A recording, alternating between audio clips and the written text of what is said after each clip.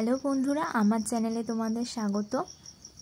আশা করি তোমরা সবাই ভালো আছো আর আমিও খুব ভালো আছি। আজকে আমি তোমাদের সাথে একটা মাংসের রেসিপি শেয়ার করার জন্য এসেছি। তো প্রথমেই দেখো মাংসটা ভালো করে ধুয়ে নেওয়া হয়েছে, আর এদিকে আমাদের কড়াইতে তেল গরম হয়ে গেছে। তারপর দুটো তেজপাতা দিয়ে দেওয়া হয়েছে আর একটু চিনিটা দেওয়া হয় তোমার যাতে তরকারিটা একটু লালচে লালচে হয়, দেখতেও ভালো লাগে।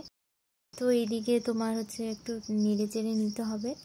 তারপরে কুচনো পেঁয়াজ দিয়ে দেওয়া হয়েছে, পেঁয়াজটা দিয়ে ভালো করে নেড়ে চেড়ে নিতে হবে। তো ভালো করে নাড়াচাড়া হয়ে গেলে একটু সামান্য পরিমাণে লবণ দিয়ে নিতে হবে যাতে পেঁয়াজটা একটু নরম হয়ে যায়। তারপরে দিয়ে দেওয়া হয়েছে রসুন বাটাটা দিয়ে ভালো করে নেড়ে চেড়ে নিতে হবে। এরপরে টমেটো কুচিটাকে দিয়ে ভালো করে নেড়ে নিতে হবে। তারপরে এবার লঙ্কার গুঁড়ো আর হলুদ গুঁড়ো দিয়ে দেওয়া হয়েছে, ভালো করে নেড়ে নেওয়া হচ্ছে যাতে কাঁচা মশলা গন্ধটা না বেরোয়। এবারে দিয়ে দেওয়া হচ্ছে আদা বাটা। এবার ভালো করে নেড়ে চেড়ে নিতে হবে। যেই পাত্রে আদা বাটাটা রাখা হয়েছিল সেই পাত্রে একটু জল দিয়ে ভালো করে গুলে নিয়ে সেটা পরিমাণ মতো তোমাদের মশলাতে দিয়ে ভালো করে কষিয়ে নিতে হবে। তোমরা কতটা মাংস নেবে সেটারই পরিমাণ মতো সব কিছু দেবে। আবারও জল দিয়ে ভালো করে নেড়ে চেড়ে নেওয়া হচ্ছে। ভালো করে কষানো হয়ে গেলে মাংসটাকে দিয়ে দেবে। তো দেখো এখানে মাংসটা দিয়ে দেওয়া হচ্ছে, মাংসটা দিয়ে ভালো করে নেড়ে চেড়ে নেবে। এবার বলি এটা কোথাকার রেসিপি। এটা হচ্ছে বর্ধমানের রেসিপি। তো দেখতে পাচ্ছ কিষানের সসটা দিয়ে দেওয়া হচ্ছে। সত্যি বলছি ভীষণ টেস্টি লাগে। তোমরাও বাড়িতে কিন্তু একবার ট্রাই করে দেখতে পারো, তারপরে বলবে যে ভালো হয়েছে কি খারাপ হয়েছে। খুব ভালো লাগে খেতে।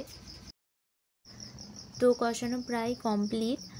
তো এবার একটা মশলা দেওয়া হবে, তোমাদের একটা লিপরিট দেখে বুঝতে হবে যেটা কি মশলা।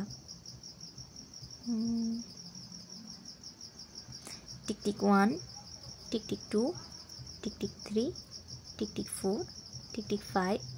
ওটা ছিল চিকেন মশলা। তো চিকেন মশলাটাকে দিয়ে ভালো করে কষিয়ে নিয়ে ঢেকে দেওয়া হলো। তো 2 মিনিট পর আবার ঢাকনাটাকে তুলে ভালো করে নেড়ে চেড়ে নেওয়া হচ্ছে। আবার 2 মিনিট পরে ঢাকনা খুলে ভেজে রাখা আলু দিয়ে পরিমাণ মতো জল দিয়ে নাড়িয়ে চাড়িয়ে নামিয়ে নেওয়া হবে মাংসের এই রেসিপিটা। তো ভয়েসটা দিচ্ছি, আমার তো খিদে পেয়ে গেল এখন। তো চিনিটা দেওয়ার পরে এত সুন্দর একটা লাল কালার এসেছে। এবার বেড়ে নেওয়া হচ্ছে। তোমরা দেখো কত সুন্দর লাগছে, আর খেতেও খুব টেস্টি হয়েছিল। এই রেসিপিটা যদি তোমাদের ভালো লেগে থাকে তাহলে তোমরা বাড়িতে একবার ট্রাই করে দেখো। আর আমার ভিডিওটা যদি তোমাদের ভালো লেগে থাকে একটা লাইক, কমেন্ট, শেয়ার করে দিও। আর হ্যাঁ, সাবস্ক্রাইব করতে ভুলো না কিন্তু। আজকের জন্য এইটুকু। Bye bye.